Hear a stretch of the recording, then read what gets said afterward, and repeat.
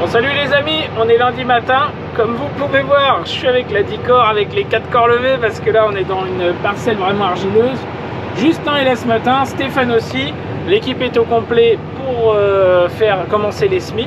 Pas commencer, on a déjà commencé, mais pour poursuivre les semis.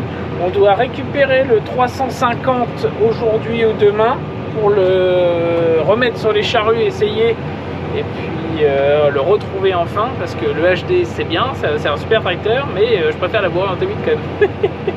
Donc là ce matin c'est vraiment limite, mais c'est une parcelle ultra compliquée. On a fait un tour et on a attendu le client pour avoir sa validation pour pouvoir continuer à travailler, parce que forcément on n'est pas chez nous, donc on demande la validation des clients pour pouvoir poursuivre le chantier. Là le client a validé, donc là on poursuit, donc j'arrive à descendre en 10 et je remonte en 6. Du coup voilà, bon allez les amis, à plus tard. Bon les amis, je vous prends, on est mardi matin, je vous ai pas repris hier, mais on a bien avancé, on a sauté de parcelle. On a fait la parcelle de 3 hectares que vous avez vu hier, et là on est dans une parcelle de 22 hectares. On s'embête un peu parce qu'il y a un peu de liseron et que forcément il pleut de temps en temps. Du coup ça fait des paquets dans les charrues, malgré qu'on a essayé de les fermer ou de les ouvrir, ça change pas grand chose. Et du coup voilà, on avance bien. Hier on a fait une dizaine d'hectares dans la parcelle.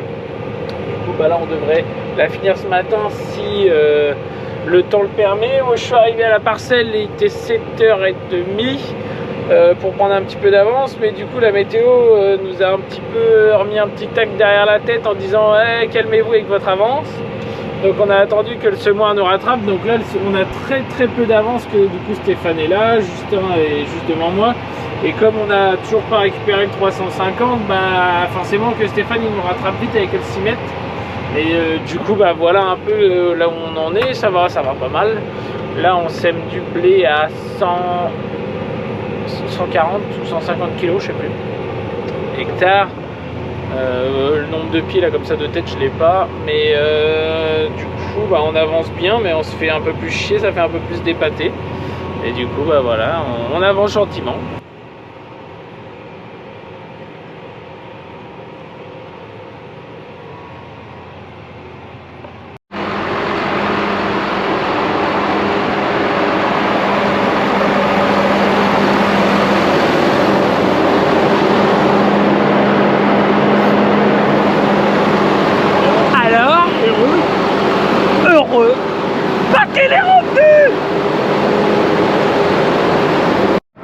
Bon les amis, je vous prends aujourd'hui, comme vous le savez un peu partout en France en ce moment, c'est un peu le déluge à cause de la tempête. Ce matin il y a un peu de remaniement, on sort tout le matériel parce qu'on a un vérin de suspension à changer sur le 340 qui a lâché. Bon c'est des choses qui arrivent quand il est neuf. Justin et Stéphane ils vont eux reprendre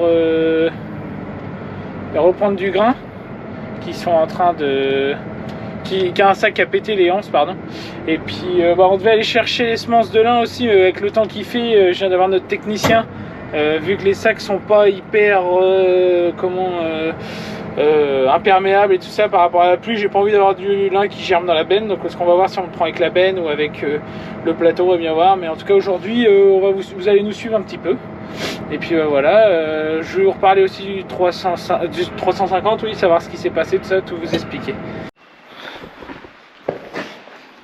Bonjour Justin. Bonjour. Encore un gros plan. Bonjour Justin. Bonjour Thomas. Bonjour Justin. Bonjour les abonnés.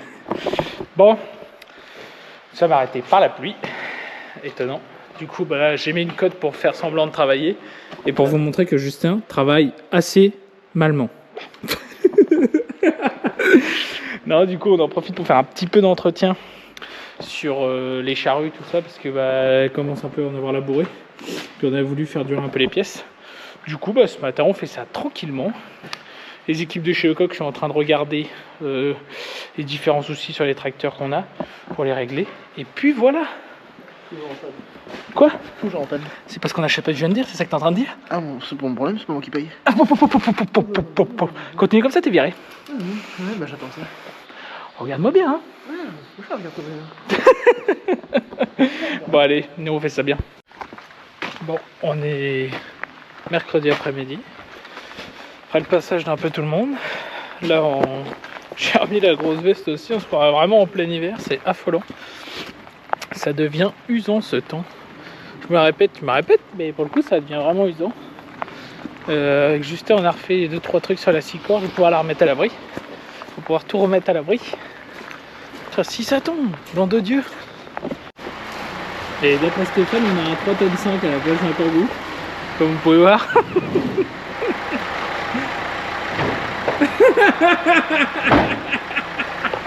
C'est vraiment n'importe quoi Stéphane, on a pas... Et tu laisses les portes ouvertes derrière? Non. Ah ouais.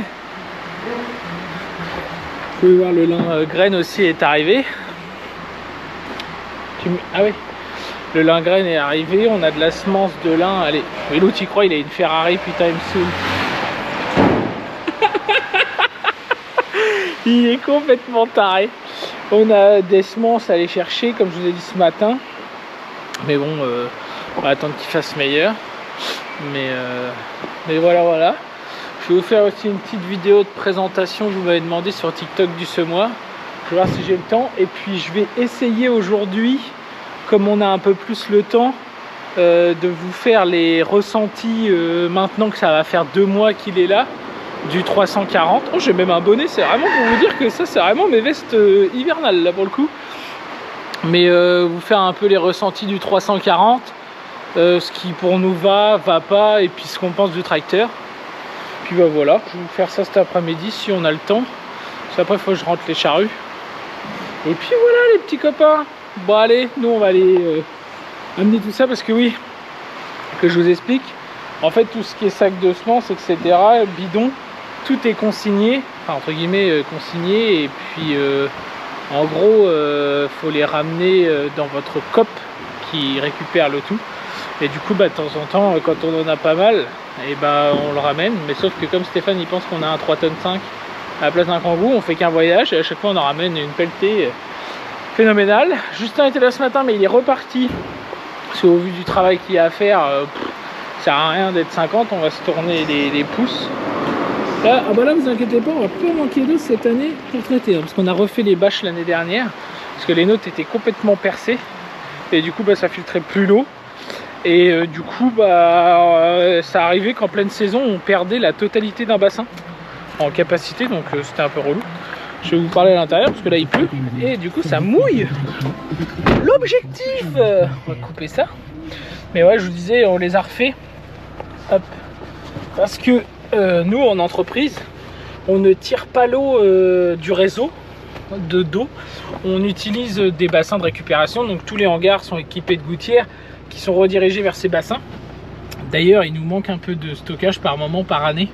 Là cette année ça devrait aller avec les 2 bassins pleins.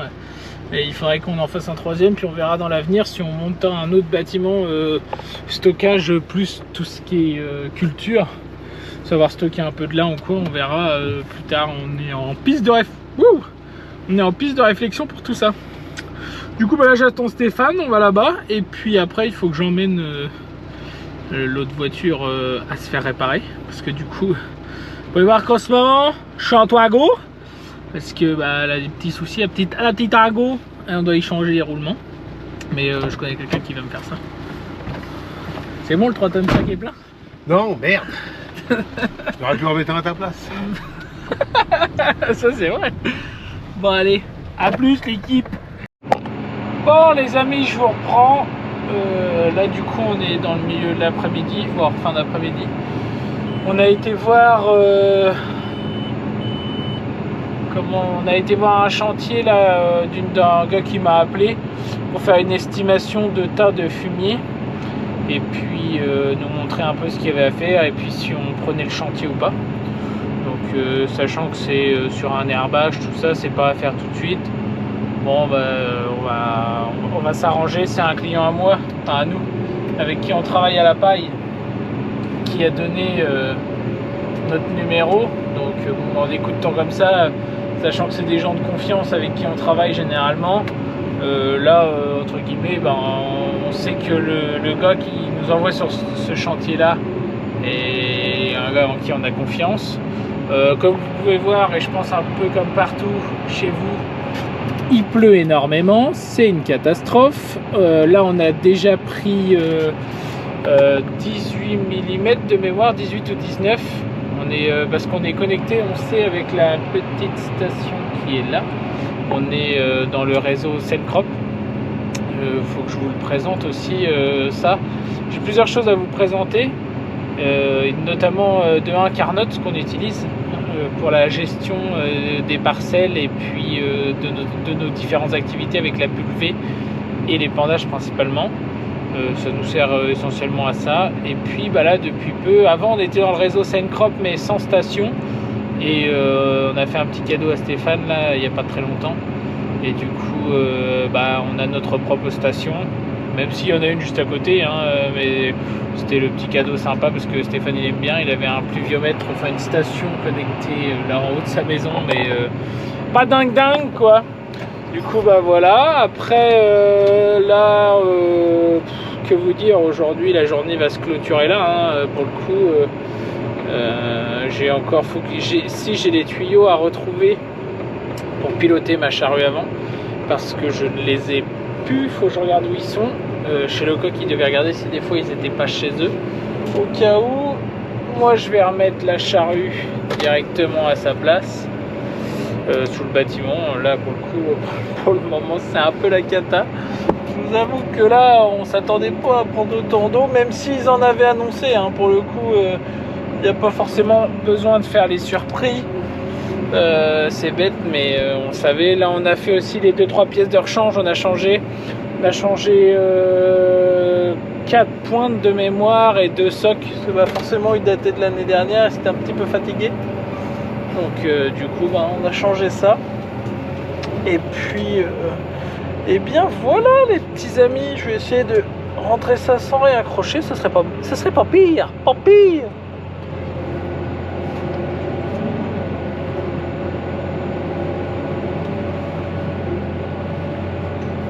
Tac. Et puis voilà. Et du coup, comme d'habitude, voilà, on range tout, on serre tout. En ce moment, c'est un peu la misère. Je crois que de mémoire, Stéphane m'a dit qu'il voulait nettoyer le broyeur cet après-midi avant qu'il parte en réunion. Moi, je pense que je vais vous tourner la vidéo concernant la présentation du semoir sur TikTok. Je vous en ai déjà parlé, vous, en vidéo. Mais je sais qu'il y a 2-3 personnes qui me l'ont réclamé sur TikTok. Donc, je vais vous faire ça gentiment. Oh là là, putain. Punaise, je me dis je vais passer devant, mais devant bah il y a la frontale, et puis je me dis tiens je vais passer derrière, mais qui c'est? Le mec pas très intelligent qui a tout serré à mort, c'est Bibi. Alors ça c'est la misère, j'ai pas très envie de me salir, et bah on va passer devant. Les gars sont au transport là dans le secteur, ils transportent très bien de la fenouil, parce que oui dans notre secteur il y a un peu de fenouil de fait. C'est un agriculteur en particulier, hein, il n'y en a pas 50. Waouh, et vous pouvez voir, vous restez 2 minutes sous l'eau, vous êtes trempés. Et si les amis, je vous avais dit, tant qu'il pleut, j'avais oublié, faut pas oublier quand même, ce qu'il est ouvert, il est ouvert. C'est le petit 340 qu'on a reçu, enfin qu'on a eu en prêt au démarrage il y a 2 mois à peu près. Hop, excusez-moi, j'enlève ma veste les copains, monsieur. Commence à faire chaud dans le plat pays. Donc, quand vous arrivez, et ben, le coupe-batterie se met automatiquement avec l'ouverture de la porte.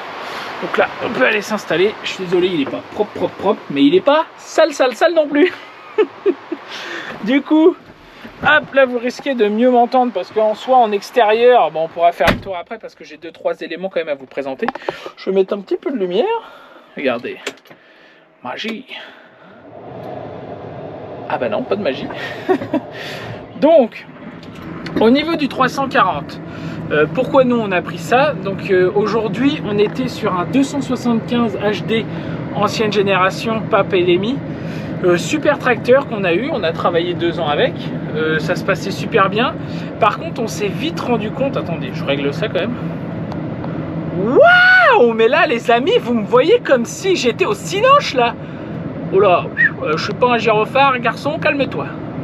Là, voilà.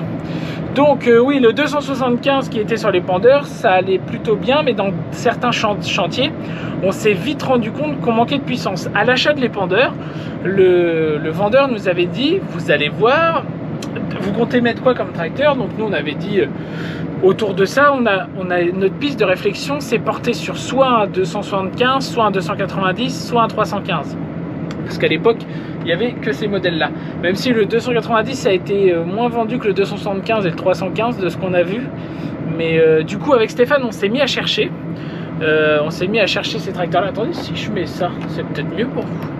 Attendez, parce que c'est une cabine équipée. Hein. Ça fait quoi si j'enlève ça? Voyons voir. Parce que moi, ça me flash la gueule, les copains. Laissez tomber. Non, c'est pas terrible, hein, comme lumière. Comme lumière, c'est pas terrible. Hein. Du coup, donc je vous disais. Donc suite à la piste de réflexion de ça, on s'est mis à chercher un tracteur. Quand on s'est mis d'accord avec Stéphane sur le fait de se dire bon bah maintenant on se lance dans l'épandage, on crée une nouvelle activité, on se développe. On s'est mis à chercher un tracteur, on a fouillé sur Agréaffaire parce que on est très peu acheteurs de neuf, c'est rare, hein, honnêtement. Pourquoi qu'il braille lui? Ah, il faut que j'avance un peu? C'est ça qu'il veut? Attendez, pour faire de la place à Stéphane. Hop. On va avancer sans taper le godet, ça serait pas mal. Donc, je reprends mon histoire, parce que du coup, je suis décalé. Stéphane, il avait besoin de place derrière. Donc, oui, du coup, on s'est mis à chercher. On a trouvé un 315 qu'on a été voir en Bretagne. Et là, ça s'est très très mal passé. Quand on a ouvert le capot et tout ça, machine pas entretenue, tout ça, donc pour chez nous c'était impossible. Pour le coup, on n'avait pas envie de tomber sur un tracteur avec des problèmes. Donc suite à ça, on a appelé un vendeur qu'on connaît très très bien, qui est assez fort pour trouver des choses sympathiques. Donc il s'est démené, il a trouvé ce qu'il fallait, et donc il a trouvé ce 275 là qui est arrivé. Par contre, les seules problématiques que je pouvais y trouver, c'est qu'il était en 650 et qu'il était en petit réservoir. Qu'est-ce qui arrive à Stéphane?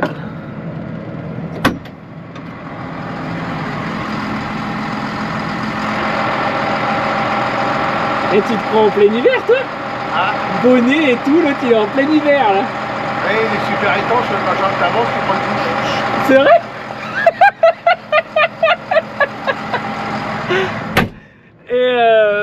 Et du coup, oui. C'était ces points faibles là. Je vais y arriver, putain, c'est compliqué. C'était ces deux points faibles là. Donc après ça, c'était pas dramatique. Le gros réservoir, on l'a remis là. Il y a très récemment. Après la monte de pneus, du coup, maintenant c'est un peu moins le problème. Donc on a eu le souci après qui s'est passé, donc oui, le 350, je vais vous en parler en même temps. Ça va être une vidéo vraiment explication, hein. Je suis désolé, il n'y aura pas beaucoup d'images en pleine, hein. Vous voulez de l'eau, vous voulez des explications, je vous en donne les copains. Alors le 350, jusque là elle est plutôt bien. Depuis qu'on l'a, donc ça fait 3 ans de mémoire qu'on l'a, on n'avait jamais trop eu de problème. La boîte était un peu raide, mais bon, jusqu'à présent une boîte de T8 souvent c'est raide, que ce soit T8 ou Magnum, hein, c'est des tracteurs où c'est un peu raide. Jusque là sans problème. Donc on est arrivé à la moisson, on part en escorte avec Justin. Et là, gros souci, d'un seul coup, le tracteur se met à brouter, petit à petit, il se met à brouter, il s'étouffe. Et là, on s'est dit mince, donc Justin, pied sur l'embrayage, il se range, il s'arrête, et je lui dis, attends, c'est bizarre, arrête-le, parce que comme on sait que bon nombre de problèmes sur les tracteurs aujourd'hui, c'est un peu des calculs de capteurs ou quoi qui captent pas, tout ça. J'ai dit à Justin, bon, laisse tomber, éteins et rallume-le. Donc on avait la Mosbat, tout ça derrière, c'était moins drôle. Donc on éteint, on repart, et là au moment de passer, donc il se rallume, hein, pas de problème, pas de bruit chelou, pas de bruit bizarre au niveau de la boîte, etc. Tout va bien. Et là Justin va pour passer la marche avant, tracteur qui tombe. Bon là on s'est dit là c'est un peu cacahuète, là c'est un peu bizarre. Bref, j'appelle différents mécanos que je connais, que ce soit chez Lecoq ou chez Chevalier. Donc on a plus vu avec Chevalier parce que pour le coup c'est lui que j'ai eu en premier, il m'a expliqué un peu. Bon j'ai essayé pas mal de choses de ce qu'il me disait. Suite à ça, après j'arrive à le faire partir, j'arrive en gestion de boîte à pas le faire caler, je passe la marche arrière, il part tout droit. Oh là, là on s'est dit là on est dans le mal. Donc ça sentait pas bon, donc on a appelé chez Lecoq tout ça, et là ils nous ont dit ça sent très très mauvais. Donc on a trouvé un moyen de l'emmener jusque sur la base de chez Lecoq pour qu'il puisse regarder. Et puis là le verdict est tombé, c'était les embrayages qui étaient morts, et puis une partie de la boîte, parce que la boîte se compose en 2 parties sur un T8. Et il y a une partie avant, une partie arrière, et de mémoire c'est la partie avant. Donc là, suite à ça, moi j'ai appelé les différents responsables de chez Lecoq pour qu'on trouve une solution, parce qu'on n'est pas des gens à gueuler ni rien, mais on s'est dit là à 2000 heures c'est pas normal. Donc on a fait le nécessaire de ce qui a été, on a fait le point, on a tout regardé, ce qui était possible de faire, tout ça. Donc c'en est conclu que ça s'est remis dans les mains de chez Lecoq et des équipes de chez Neuland. Donc suite à ça, les équipes de chez Neuland ont fait leur boulot, et les équipes de chez Lecoq aussi. Ils ont trouvé la solution de nous prêter le 340 parce qu'il nous fallait un tracteur. S'en est suivi, comme ça vous allez pouvoir aussi essayer les nouveaux tracteurs. On les avait déjà essayés chez eux auparavant en test comme ça quand il était là. L'année dernière on a pu avoir une démo Neuland du 340 qu'on a pu mettre sur la Dicor. Voilà, on commençait un petit peu à avoir une visualisation du tracteur et puis de ce qu'il en était. Et puis du coup on l'a adapté sur les pendeurs, et là à partir de là, là j'ai dit à Stéphane, écoute, il faut qu'on réfléchisse, il faut qu'on se pose autour d'une table, voir comment ça va se passer, et puis s'il faut, le tracteur on essaie de l'acheter si on peut. Donc on a passé du temps, les premiers temps je vous avoue que je me suis arraché les cheveux, hein. Avec la tablette là et tout, parce que du coup le flash ça va vous embêter, mais je vais continuer à parler. Je me suis arraché les cheveux avec la tablette, je me suis dit mais c'est pas possible, c'est hyper compliqué, qu'est-ce qu'ils nous ont pondu là? Je me suis dit mais mince, l'ancienne tablette ça allait super bien, ça c'est un peu usant quand c'est comme ça. Et du coup suite à ça, les équipes de chez Neuland et puis de chez Lecoq nous ont dit plongez-vous, regardez, il faut passer du temps pour tout bien avoir accès et puis comprendre un peu le fonctionnement. Parce que vous avez des raccourcis ici, je sais pas si on va réussir à les voir par contre, ça serait bien. Vous avez des raccourcis de touches, vous avez vos éléments normaux, le blocage différentiel, le pont avant, là c'est la séquence de l'HTS 2 pour gérer vos bouts de champ, vous programmez tout ce qui est à programmer en bout de champ. Et là c'est des nouveaux icônes qui sont apparus, parce que ça c'est pareil, hein, ça c'est des icônes, c'est pas mal. Vous pouvez gérer en 2 programmes les phares de travail. Donc moi j'ai un programme complet, on peut voir, et là je peux vous dire que les copains ça ouate, hein, parce que il y a un petit gars qui est arrivé un coup avec sa petite Toyota, je citerai pas de nom mais je te reconnais, plein phare à 4 h du matin. Je lui dis attends mon coco, bouge pas.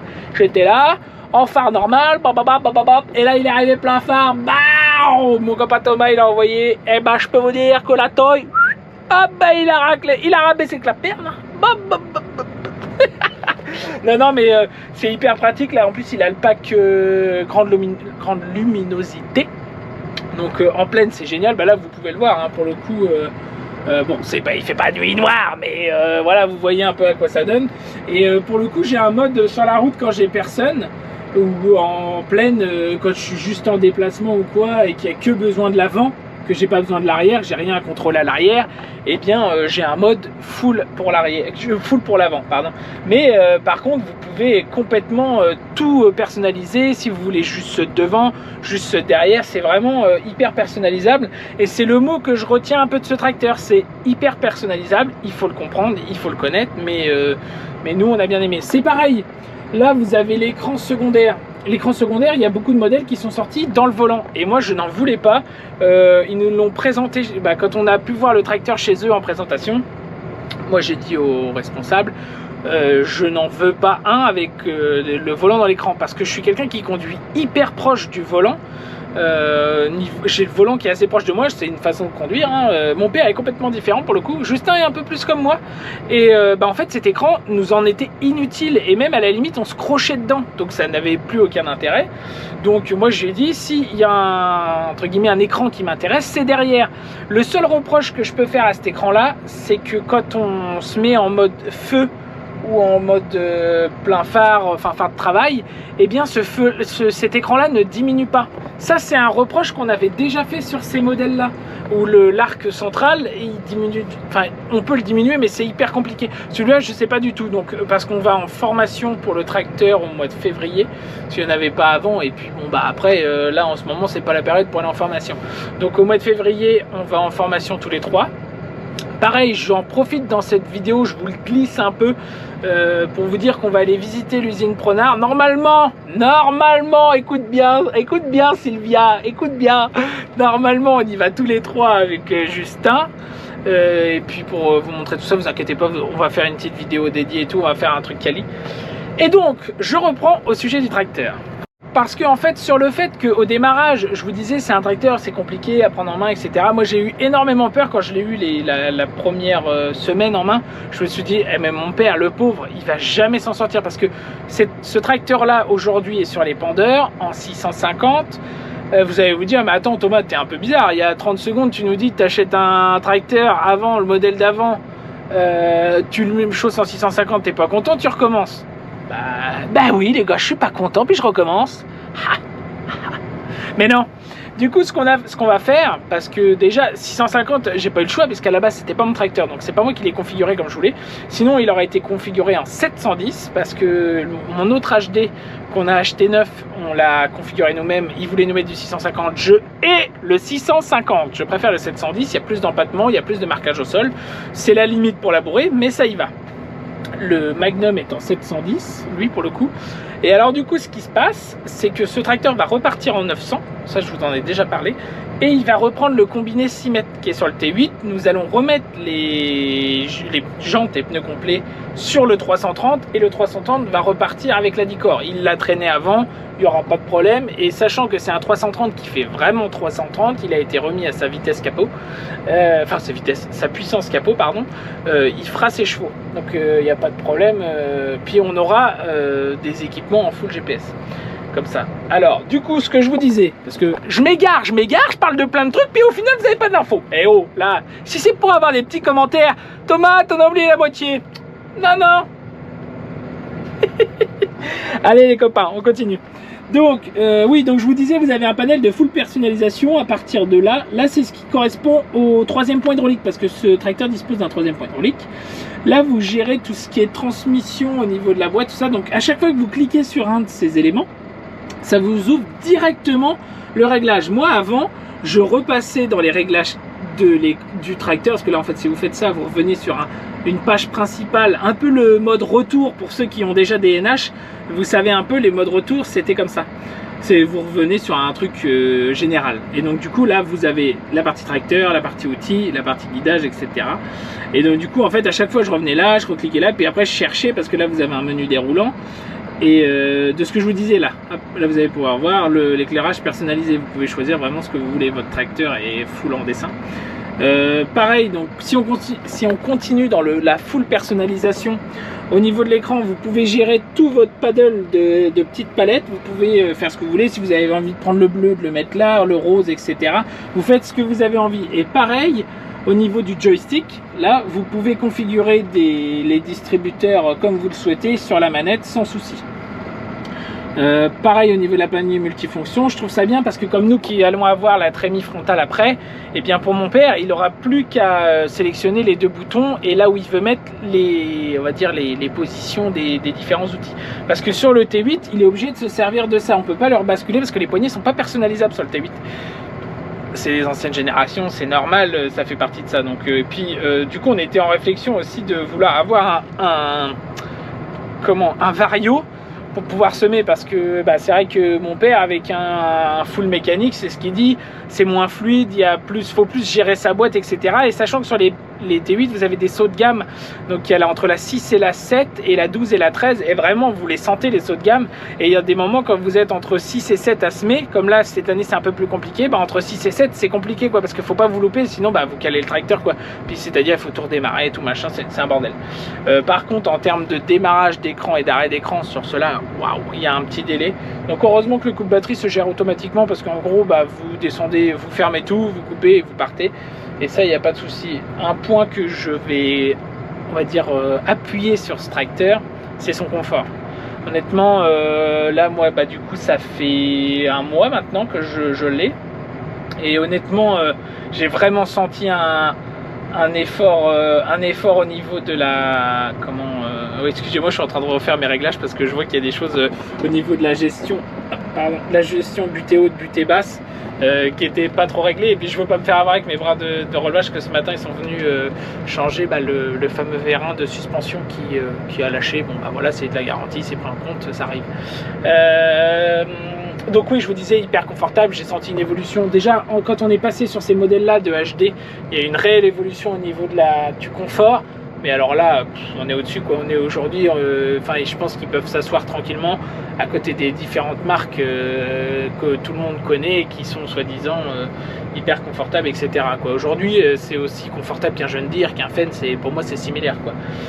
Le seul point négatif, vraiment, honnêtement, s'il y a un petit gars de chez New Holland qui est bien placé, que je connais bien, que je vois assez régulièrement, s'il m'entend, et il y aura une preuve sur cette vidéo de ça, c'est une catastrophe.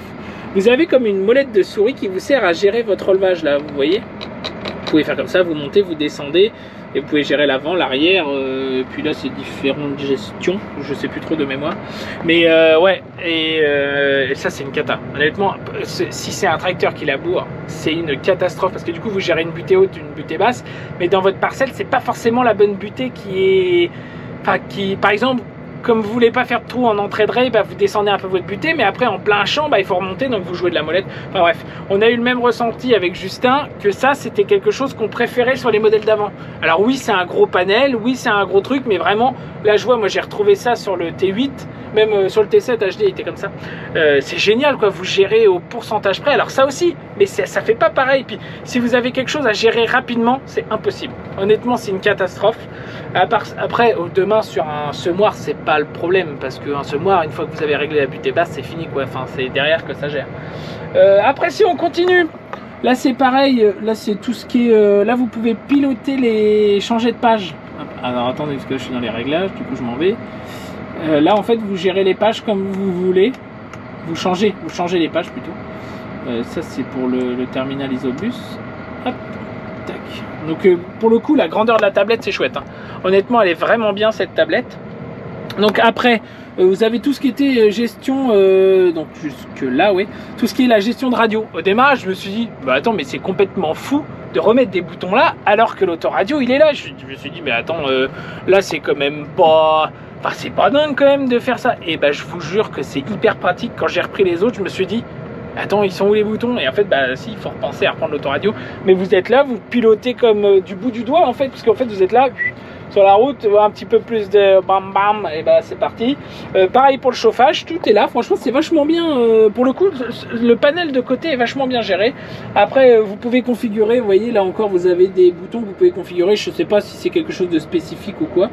Vous pouvez le configurer. Après, niveau rangement et tout, il y a franchement des trucs super chouettes. Bon, là, il n'y a plus rien parce que du coup, je me sers beaucoup moins du tracteur vu qu'on est reparti sur les gros. Mais là, moi, je vois, je passe mon câble de téléphone dedans pour charger. Sachant comme des gens comme nous qui avons plusieurs éléments à mettre en panel à côté pour l'iPad, tout ça exactement, il y a pas mal de petits trucs que démarrage vous dites ouais, c'est pas ouf, et en fait au final c'est bien pensé quand même. Pour le coup c'est vraiment chouette. Et je vous dis, hein, je suis pas payé pour dire quoi que ce soit, je m'en fous, le tracteur je l'ai payé le même prix que les autres, donc vous inquiétez pas. Après la clé ici c'est bien, nous on n'a pas pris le bouton parce que bah franchement honnêtement ça me fait peur un bouton, et puis bah je vous dis c'est pas moi qui ai choisi, enfin c'est pas nous qui avons choisi, donc on a pris le tracteur comme il était. Donc là aujourd'hui le tracteur il a 446 heures, il est neuf, il était neuf quand il est arrivé quasiment, et honnêtement j'en suis super content. Alors oui, ce tracteur va être condamné à épandre et à semer, mais honnêtement c'est le besoin dont moi j'en avais, parce que le mettre sur une benne ça aurait pu, pas de problème, en bout de 56 et tout ça aurait été un régal, mais le souci de ça c'est qu'il est plus lourd. Donc sachant qu'avec les bennes vous avez vu cet été à la vitesse où ça va au niveau des PTAC, bah, je préfère avoir un tracteur un peu plus léger et quand même avec un peu de chevaux quand même, parce qu'on parle d'un 275, c'est pas non plus, enfin 275 c'est pas pourri. C'est quand même vachement bien. Puis voilà. Donc voilà ce que je peux vous dire aujourd'hui. Ah si, je vous ai pas montré parce que par là c'est pareil. Là vous avez un rangement sur le côté, ça c'est pas mal. Vous voyez, moi je mets mes petits éléments pour la GoPro, etc. Le siège, bah forcément hyper confort. Hop, je bouge ça. Et puis j'ai appris ça par un de mes clients qui a un tracteur mais en case, parce que moi je savais pas, parce que du coup on n'a pas fait le tour essentiellement du tracteur, mais il y a une petite glacière ici. Donc là vous pouvez voir, c'est pareil, Air Up, hein. Je suis pas un gros youtubeur mais j'accepte toutes les sponsors. Hein. Mais oui, du coup super bien là pour la petite glacière. Enfin c'est une glacière, c'est un frigo qui fait à moitié du froid quoi. Enfin c'est pas mal. Après je vous dis, moi je mets ça là maintenant, ça me fait gagner de la place parce que avant je mettais ça là. Bon, je suis un petit cochon, il y a une petite Red Bull qui traîne encore, mais je mettais ça là et puis c'est vrai que c'est un peu cochon parce que c'est pareil, cette boîte là ils disent dans les vidéos qu'on voit, c'est plus fait pour mettre les gants et tout. Et moi je me vois pas mettre mes gants beurrés de graisse là dedans, donc non ça il n'y a pas de souci. Et puis bah voilà, après que vous dire d'autre, moi pour le moment j'en suis content, même capacité de réservoir, etc. Franchement honnêtement on en est super content. Il y a 600 litres de capacité de réservoir. Et hop, regardez, ah non, ça marche pas, ah bah non, c'est fini. Et puis bah voilà, après quand Stéphane ou Justin s'en serviront, pardon, bah, ils pourront vous faire un petit rendu aussi. Aujourd'hui je vous avoue qu'il y a quasiment que moi qui l'a utilisé, donc bah, Justin l'a conduit l'année dernière, mais ça s'arrête là. C'est génial, il fait encore super beau, c'est top. Et du coup voilà les copains, comme ça vous avez un peu la, entre guillemets, mon ressenti, et puis bah, un peu les infos internes qui peuvent se faire, parce qu'aujourd'hui on entend de tout au niveau des tracteurs, hein, que ce soit toutes marques comprises, hein. Vous savez, il y a des mécanos partout, il y a des problèmes partout, il faut pas s'inquiéter, hein. Au passage, je fais un petit coucou aux équipes d'Agri Partenaires et de chez Preneur, hein. Même si elles ne tournent pas, on pense toujours à eux. On s'est régulièrement au téléphone avec les équipes de chez Agri Partenaires, même de Preneur, hein, pour savoir un peu ce qu'il en est. Et puis bah voilà, ça se passe toujours bien. Ah oui, ici je voulais vous dire aussi à l'avant, parce que je sais qu'il y en a, ils sont fanatiques des pneus. C'est du 620-75 R30. Et à l'arrière c'est du 650. Justin il serait là, il pourrait vous le dire. Ah, attendez, je cherche. 650 85 42. Et déjà en 42 il est plus haut, c'est quand même plus cool. Demain au programme on va aller chercher nos semences de lin. Je vais essayer de récupérer ça, mais je ne sais pas si j'y vais avec la gramme, la 87-24 ou le plateau. Je vais bien voir demain. De toute façon, au vu de ce qui est en train de tomber les copains, je peux vous dire que on n'est pas prêt de remettre les pieds dans les champs pour le moment. Hop, on va refermer ça gentiment. Tac. Même la nouvelle poignée et tout, franchement super top. C'est plus un bouton, c'est une poignée. Et ça c'est génial. Donc voilà, moi je vais recontrôler si tous les ensembles sont fermés. Et puis voilà. Tac. Allez les copains, à plus.